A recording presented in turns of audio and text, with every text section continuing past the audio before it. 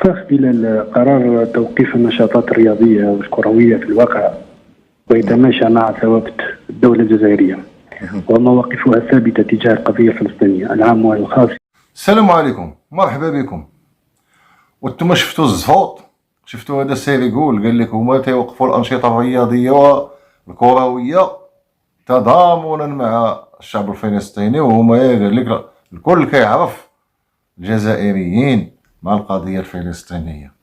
وبغيت غير شي مرة نشوف شي مسؤول جزائري وزير ولا غفير كما تيقولوا كما بغا يكون ما تيكذبش. سبحان الله العظيم. هاد صادي هذا كيف ما سمى ليا واحد السيد في كومونتير في الفيديو السابق، قال لي مشى الزفت وجا الصدى. مزفيزف هو الزفت وصادي هو الصدى. المهم هاد الناس طايحين على الكذوب على الزفوط، هما راه الفيفا وقفتهم. هانتوما غتشاهدوا معنا هاد الفيديو هذا وغتعرفوا الحقيقه ديالهم. كلشي عارف الحقيقه ديالهم، حنا بغينا نشدوا فيهم شويه ونقشبوا عليهم شي شويه. بقاو معنا وديروا معنا لايك واشتراك وشي كومونتير.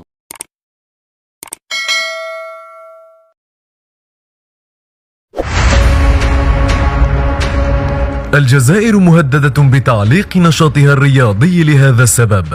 القصة بدأت مع قضية المدرب التونسي لأولمبي المدية لطفي سليمي ومساعده خالد الموشية، حين فصلت لجنة النزاعات لدى الفيفا لصالحهما، فصار الفريق مجبرا على دفع 3.5 مليار سنتيم، وهو ما لم يحصل بسبب العراقيل المادية للنادي، وبقي الفريق ممنوعا من الانتدابات.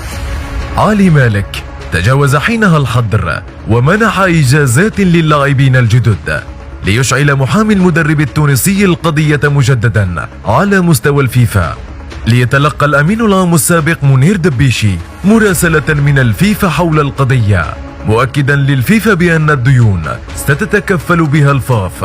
الرئيس الجديد للفاف وليد صادي تلقى مراسلة أخرى مفاجئة تهدد بإقصاء الجزائر من المنافسات الدولية. صادي تحرك وأجرى تحقيقا نفاد بأن علي مالك أصدر تراخيص لجميع الأندية بدون استثناء حتى الفرق المعاقبة. ليبقى السؤال المطروح: هل علي مالك يجهل القوانين ليدخل الجزائر في هذه المتاهة؟ إذن كيف ما شفتوا كيف ما سمعتوا وكيف ما سبق لنا وقلنا لكم، الفيفا توقف جميع أنشطة الفاف مؤقتا، بما في ذلك المنتخب الوطني المقبل على كأس إفريقيا للأمم، والأندية التي ستلعب في الكؤوس الإفريقية، وكل شيء الآن مجمد موقفه الفيفا، ماشي موقفينه من أجل غزة. كيف ما قال لهم واحد الناشط من عندهم، كون فعلا بغيتي تساند غزة غتفتح الملاعب للجمهور وتخليهم يديروا الشعارات ديالهم ويهزوا الأعلام ويتكلموا على غزة. أما أنت موقفتك الفيفا. وعلاش تكذب؟ دابا المشكل اللي عند الجزائريين كلهم خصهم يعرفوا هذه القضية، لا من هذوك المؤثرين بحال صوفيا بالعمان وبن سديرة وبونيف ومشاكرة وزيدوا زيدوا زيد، هادو كلهم الكذوب. لأن الناس الجزائريين داروا دراسة بأن الشعب الجزائري ما يقدرش يعيش بلا كذوب. الشخص الإنسان الجزائري ما يقدرش يعيش بلا كذوب.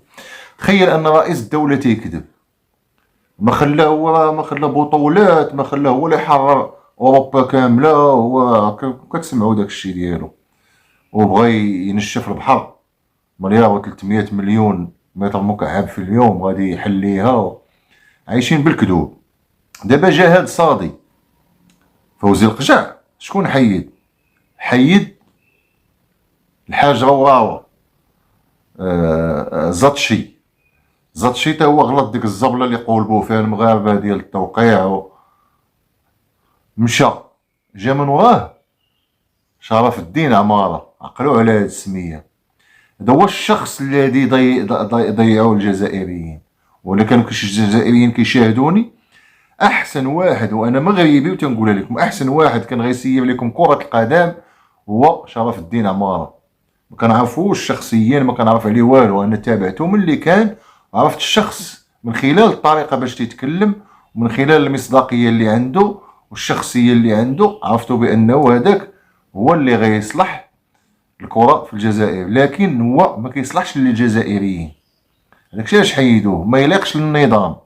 تيبغوش هما تيبغوا شي واحد كذاب بحال مني جاز فيزف. البلاغات والقنوات التلفزيونية جاء من يزيح فوزي القجع وسيصلح الكاف وإن وحتى وحيتوما. دابا جا هاد صادي، لقد ظهرت الحقيقة والدبلوماسية القوية. علاش مني مشى تصور ليهم مع انفانتينو ما عارفينش هما تا الدبلوماسية ما عارفيناش، ما عارفينش بأن الرئيس تاع الفيفا كل ما تم انتخاب رئيس فيدرالية لكرة القدم في أي بلد كيستدعيه كيتكلم هو وياه، تيحطوا النقط على الحروف وديروا التصويرات، كيمشي معاه في حالته. هما شدوها بأنه هو القجع بزاف هذا. دابا ها هو صادي ملي جا على أساس باش يلعب كومبا هو القجع ما مساليش ليه. أول القجع دابا كيبني في ملاعب وكيهيئ في ملاعب لكأس العالم، ماشي كأس الكاف الكان اللي نتوما مصدعين لنا بها ديال 2025. وانتوما وقفاتكم الفيفا ما عندكم ملاعب. تخيل ان الملاعب والصنادق اللي داروا لهم داك القصدايع وداكشي كيتسحاب لهم هذوك هما الملاعب. علاش اتحاد العاصمة ما لعباتش في العاصمة من استقبلت الفتح؟ فين لعبات في وهران. اذا ما عندكمش ملاعب في العاصمة. خلينا من الديكور ومن الماكيط ولا من القصداير اللي من الفوق ولا هذا. دابا اخر حاجة غنقولها لكم باش ندوزو لموضوع اخر. تليفون، الو سي فوزي معك صادي. شكون صادي ودي؟ صادي ديال الجزائر. نعم سيدي اش كتطلب؟ واسمح لينا وبغيناك توقف معنا في القضيه ديالنا مع الفيفا، ولكن ما تقولها لحد، ما تقولها لا الاعلام لا والو. في الجزائر ناضت القيامة على الجست هذا استنجاز نورمال صرا مع مورينو. اذا تحبوا تجوزوها نوريكم هذه تاع الرقراقي. هاي هنا عندي. ودابا شفتوا هاد خونا اش تيقول؟ شفتوا العقده المغربيه، العقده المغربيه شفتوها؟ ها هو دابا مشكله دارها هذاك بالماضي ديالهم، دارها قد راسو. الاخر جاب دابا كراكي. اش دار لك كراكي ودي الله يهديه. والمهم ودوزو بخير، الله يهديكم علينا. الى اللقاء. طبعا خايب شنو هو جمال بالماضي زادك هذوما قاعده تراكمات. اليوم يجيك صحافي يسالك سؤال تتنرفز تخليه وتمشي. يا اخي تو يصنع لنا في الصواريخ هو، سامحني يا اخي. جمال بالماضي شنو ما فهمتش انا. هل